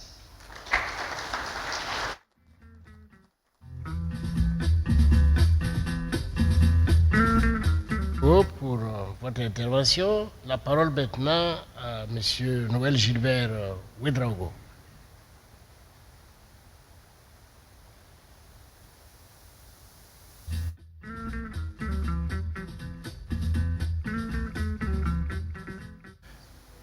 Mon projet pour le Faso intitulé Pour l'unité, pour la patrie, pour la nation de la nouvelle espérance, après le triptyque sécurité, santé et éducation, met l'accent sur l'unité, la cohésion sociale et la réconciliation nationale. Au niveau de la réconciliation nationale, nous avons été parmi les premiers à sonner sur l'alarme pour dire qu'il était important que les Burkinabés s'asseyent et qu'ils se parlent. La réconciliation vue par nous n'est pas seulement une réconciliation des politiques. Elle va au-delà de la réconciliation des politiques. C'est de nous réconcilier avec notre histoire. Et c'est de nous réconcilier entre nous. Parce que quand vous voyez, par exemple, les disparités de développement, quand le citoyen lambda n'a pas le sentiment d'être burkinabé au même titre que tout autre burkinabé, il y a un besoin de réconciliation à ce niveau-là. Et nous, ce que nous proposons pour la réconciliation, naturellement, c'est la vérité, parce qu'il faut qu'on sache ce qui s'est passé. La vérité des uns n'est pas la vérité des autres. Et probablement que cette vérité permettra à ceux que des agneaux deviennent des loups, et que des loups, ceux qu'on prenait pour des loups, deviennent des agneaux. Et cette vérité est très utile et très importante. Après la vérité, il faut la justice et la réconciliation nationale. Et cette proposition, nous l'avons faite au président actuel. Malheureusement, elle n'a pas été mise en œuvre. Pour arriver à la réconciliation des Burkinabés, il faut une volonté politique. 3 mois après mon élection, au maximum, je convoquerai les forces vives de la nation avec des termes de référence assez clairs, leur demandant de se pencher sur le processus de réconciliation nationale. Il s'agirait donc de discuter entre nous et de nous entendre sur le déroulé de la réconciliation nationale. De quelle réconciliation voulons-nous pour notre pays, le Burkina Faso? Et en discutant de cela, en adoptant le schéma, quelle justice, quel type de justice, quelle voie emprunter? Parce qu'il n'y a pas de modèle de réconciliation pré-arrêté. Chaque nation a son histoire, a sa culture, et notre réconciliation, pour qu'elle soit vraie, sincère et forte, doit se faire en tenant compte de nos réalités, de notre histoire et de notre culture. Et une fois que cette procédure, cette feuille de route sera arrêtée de manière consensuelle, je m'engage, en ma qualité de président du Faso, à dérouler la feuille de route comme il se doit, de manière à ce que nous puissions donc, 3 mois après mon installation, procéder à une véritable réconciliation pour nous permettre d'avancer, car une nation divisée ne peut pas avancer. Même le volet sécurité qu'on a abordé, la réconciliation est un élément qui nous permettra de traiter également de cette question, parce que lorsque vous êtes divisé, vous êtes faible. Et je voudrais rappeler que nous n'avons pas fait que parler, nous avons posé des actes. La DFRD, en tant que parti politique, a renoncé à la subvention de l'État, 19 600 000 francs, pour venir en aide aux forces de défense et de sécurité. Alors, si nous sommes à la tête de l'État, nous allons poursuivre les actions de solidarité.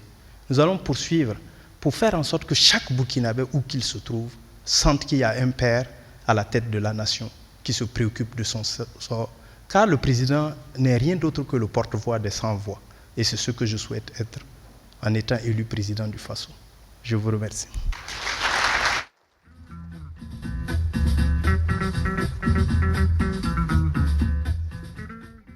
La parole maintenant à M. Adro Pascal Sessouma.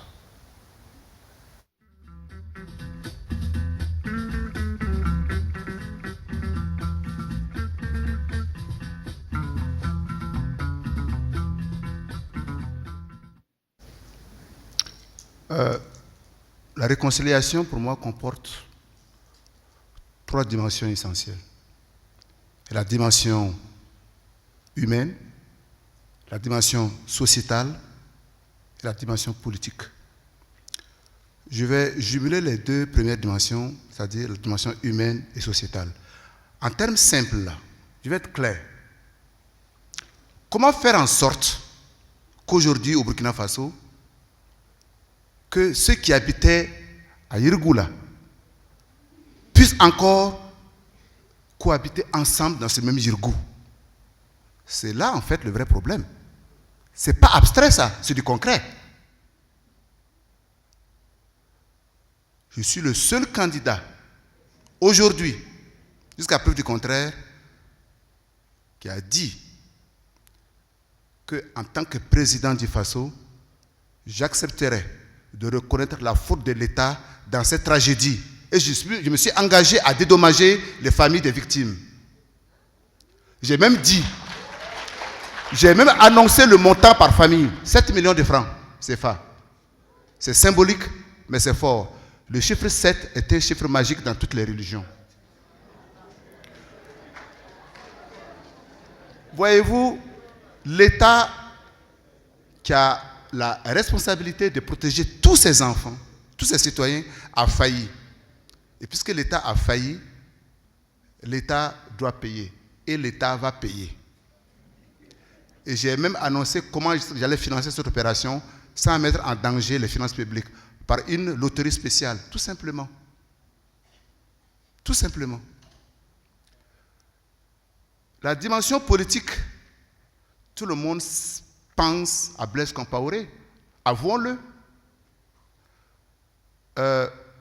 Voyez-vous, nous avons aujourd'hui l'honneur dans cette salle d'avoir un ancien Premier ministre, Luc Adolphe Thiaw. Il est là, il est libre de ses mouvements. Je crois savoir que pendait ou pend toujours, je n'en sais rien, une décision de justice le concernant. Il était en exil, il est rentré. C'est un fils de ce pays, il est burkinabé. Il est aujourd'hui candidat aux élections législatives dans sa province. C'est ça le Burkina Faso. On peut se pardonner mutuellement. Parce que voyez-vous, plus grande est la douleur, plus grand est le pardon. Réconciliation, d'accord, mais justice d'abord. Blaise Compaoré, moi j'ai déjà annoncé, si je suis élu président du Faso, l'un de mes premiers actes forts que je poserai, c'est de prendre mon téléphone et de l'appeler. Pour lui présenter mes respects. Pour lui dire que les portes du Burkina Faso lui sont grandement ouvertes. Il est burkinabé, il n'est pas ivoirien. Qu'il rentre chez lui, tout simplement. Et c'est ainsi, par ce simple geste, que nous allons avoir une compétence et une expertise pour trouver une solution à notre question du terrorisme aussi. Parce que lui, là, pendant des années, il a protégé son peuple et son pays. Mais quand il est parti, qu'est-ce qui s'est passé? La catastrophe. Donc, sachons reconnaître à chacun ses mérites. Réconciliation, oui. J'irai au-delà de cela. Je proposerai la reconstruction du Burkina. Notre pays est en lambeaux. Il faut recoudre les morceaux. Sinon, nous allons tous disparaître. Tout simplement. Parce que ça n'arrive pas qu'aux autres. Moi, président du Faso, le Burkina Faso sera réconcilié avec lui-même et en des termes tellement doux, tellement simples, tellement mielleux, que les autres pays vont nous envier ici.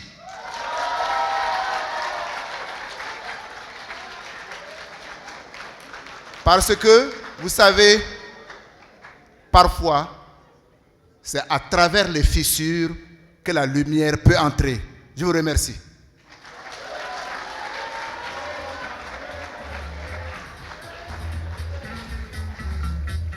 Alors, merci beaucoup, c'est souvent la parole à Claude Aimé Tassambedo.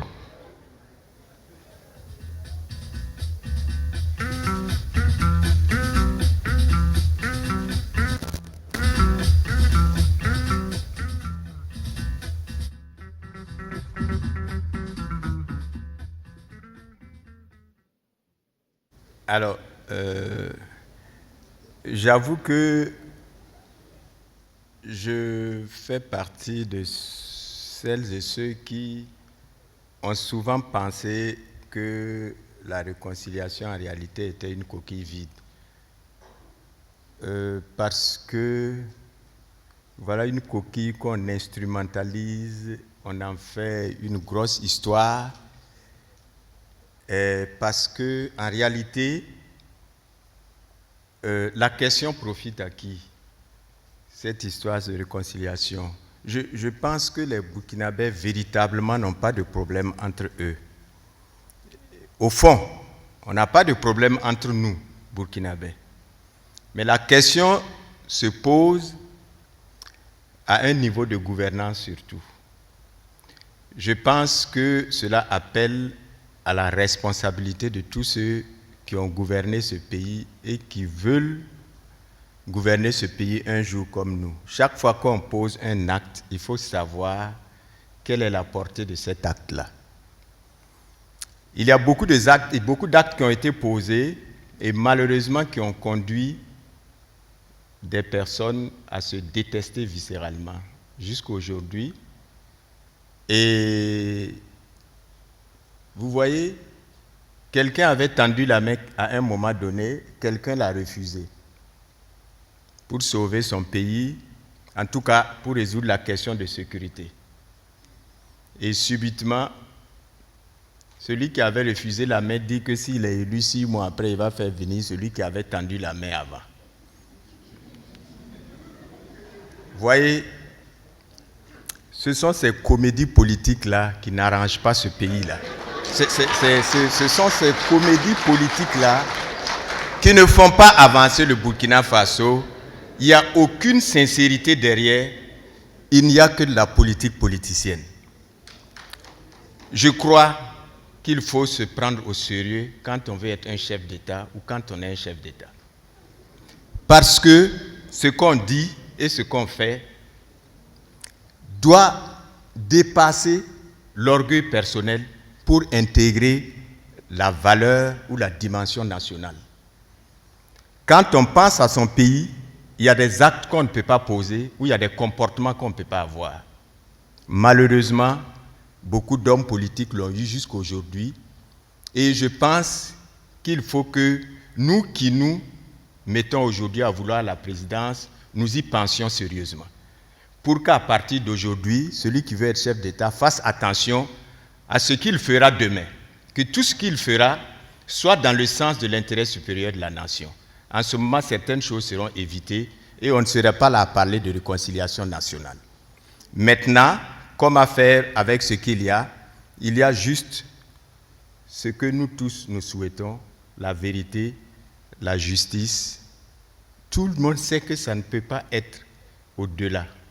Dire la vérité, faire la justice, la vérité construit la justice et la justice construit la paix et la paix construit la réconciliation. Mais cette vérité-là, voilà qu'on nous invite pour parler de choses sérieuses et certaines personnes ne sont pas là.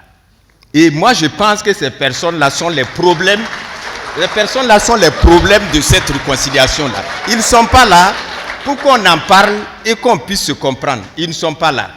Donc, ils n'ont aucune considération pour la réconciliation nationale, alors qu'ils en sont les problèmes. C'est eux qui sont le problème de la réconciliation nationale. Donc, ça sera bien qu'on se respecte un peu et qu'on mette les bases de cette réconciliation nationale-là. Donc, si on ne se prend pas au sérieux, on va continuer à radoter, à raconter n'importe quoi. Et moi, je ne suis pas de ceux-là. Moi, je pense qu'il faut qu'on se prenne au sérieux pour traiter le problème. Parce qu'il y a beaucoup de dossiers qui sont au Ashkroun et quelqu'un a fait 5 ans, rien n'a été traité. Ça, c'est quoi ça? Il faut sortir les dossiers qui sont posés. Déjà, ça peut mettre en route ça peut apaiser certaines personnes. Ça fait 5 ans. Aucun dossier sérieux du Ashkroun n'est sorti et on vient nous demander de parler de réconciliation nationale alors que ces personnes sont absentes. Moi, je pense que c'est eux les problèmes.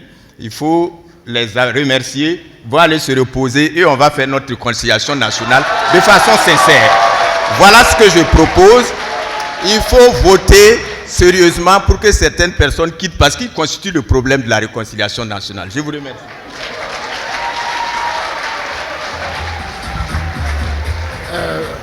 Merci bien. Alors, nous sommes pratiquement au terme de cette émission, mais je ne voudrais pas vous laisser repartir sans vous poser à chacun une violente question. Donc, cette fois-ci, je vais commencer par la fin. Donc, je vais encore redemander à M. Tassambero de repartir au présentoir. J'ai une question à poser, vous devez répondre en 1 minute. Chacun répondra en 1 minute. La même question pour tout le monde. Donc la question c'est de savoir que si vous pouvez nous dire et dire à tous ceux qui nous écoutent que le 22 ou le 23 novembre, vous allez accepter les résultats des urnes pour nous éviter les crises qui semblent être dans l'air du temps, aussi bien non loin du Burkina, mais aussi jusqu'au... Sincèrement, merci pour la question et je suis content d'arriver le premier ici. Alors, hélas, vraiment, c'est la chose qu'il faut accepter parce que le combat ne se mène pas en un seul jour. On accepte et on continue de sensibiliser par derrière. Donc, c'est important. C'est une question de conviction. Merci. Merci beaucoup, Monsieur Sessouma. Votre réponse.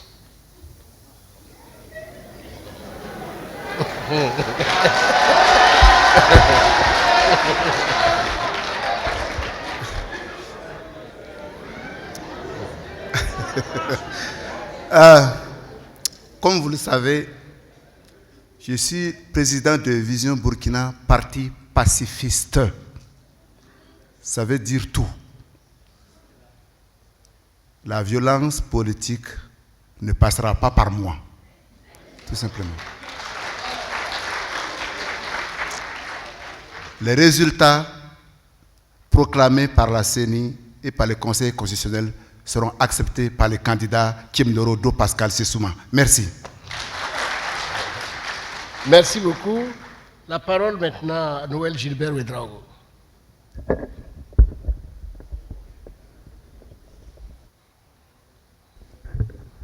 Je voudrais d'abord rappeler que mon objectif est de construire avec les Burkinabés un Burkina Faso réconcilié, fort et prospère. Nous sommes en campagne, il y aura un vainqueur, probablement que ce serait moi.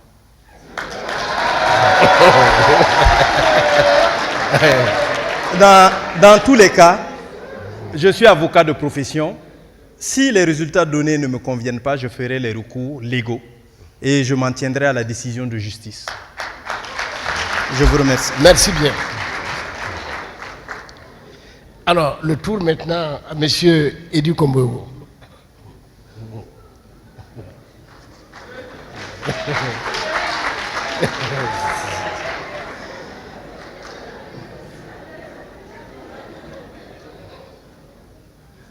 Mesdames, Messieurs, le CDP qui avait été exclu est revenu être candidat cette année. Les uns et les autres connaissent la force du CDP et savent que le CDP a sa chance de revenir parce que la confiance au CDP, placée au CDP, est plus forte que jamais.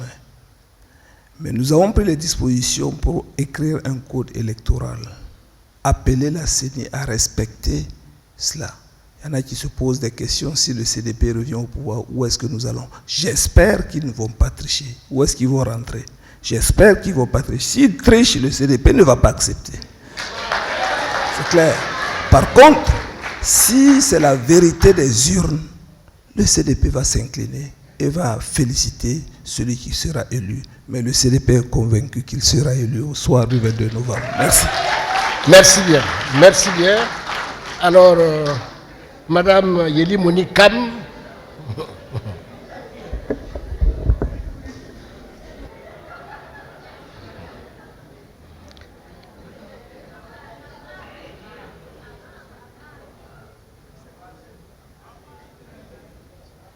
La réponse à la question, nous espérons qu'il n'y aura pas d'achat de voix et qu'au soir du 22 novembre 2020, le MRB sortira vainqueur de ces élections et que personne ne contestera les résultats.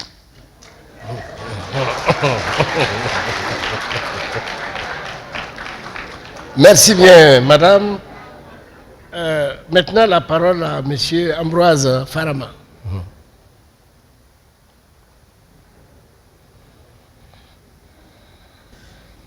Je suis le plus jeune des candidats et je sais que la majorité burkinabé est jeune. Donc je suis certain que je suis le futur président de la République. Et avec ça, bien entendu, je ne peux que accepter les résultats, la vérité des urnes. Et donc, j'accepterai la vérité des urnes, j'accepterai la sincérité des résultats. S'ils ne sont pas sincères, jugerai de tous les voies du droit pour les contester. Je vous remercie.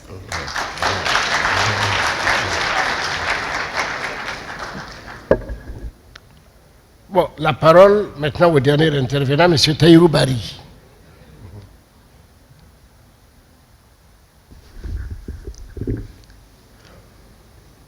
Les contestations des résultats ne sont que les conséquences d'une pratique. Et au lieu de s'attacher aux conséquences, il faut plutôt prévenir en traitant les causes. S'il y a un souci, je ne dirai pas un seul mot, je ne prendrai aucun acte, mais le peuple conscient, souverain et responsable prendra toutes ses responsabilités. Je vous remercie.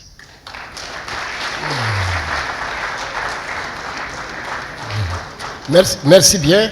Alors, je pense que nous sommes pratiquement au terme de cette belle soirée. Je voudrais encore une fois remercier les éminents candidats pour avoir accepté de se soumettre à cet exercice de démocratie qui honore les Burkinabés, mais honore aussi l'image de nos hommes politiques qui sont capables d'échanger des points de vue divergents dans la tempérance, dans la courtoisie, dans le respect mutuel. En tout cas, merci encore une fois au CGD pour cette initiative et je passe la parole à BF1 à travers Hervé Dapa qui va clôturer cette soirée. Je vous remercie.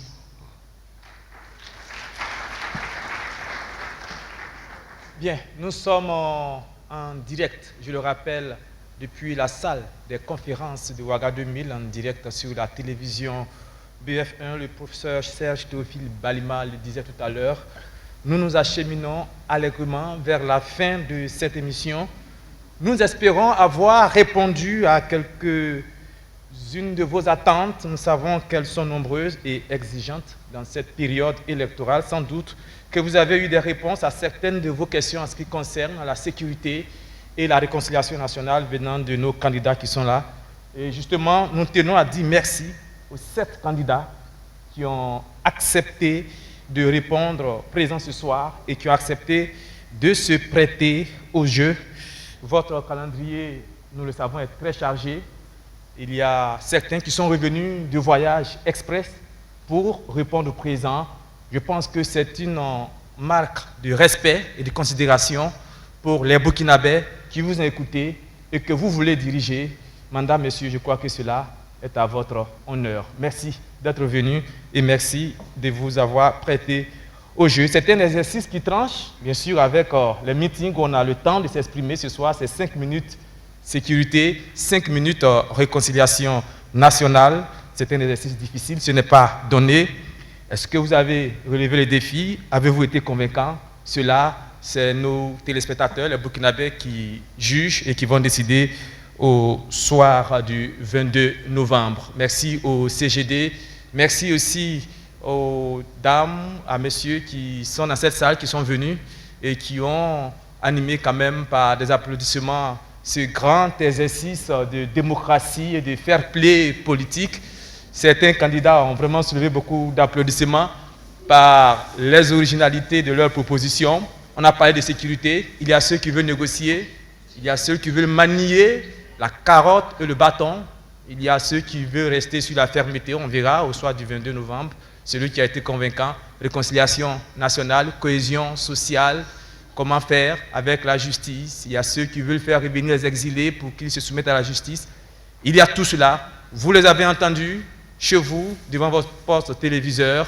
Eh bien, c'est comme cela la politique. C'est la force des arguments et non pas la force des muscles. Et nous croyons qu'au soir du 22 novembre, la force des arguments l'emportera et la sagesse l'emportera surtout. Merci de nous avoir suivis. Et puis, restez sur la télévision BF1. On continue de vivre la campagne électorale, vous le savez, tous les soirs, au journal télévisé, aux 19h30, les débats et les comptes rendus de meetings. Et puis le 22 novembre, nous vous proposons une grande soirée électorale jusqu'au matin. Vous allez suivre, minute après minute, heure après heure, les décomptes, tout ce qui va se passer avec les analyses, les représentants des partis politiques. Le 22 novembre, restez sur la télévision BF1. Merci, au revoir. Et puis à la prochaine. Au revoir.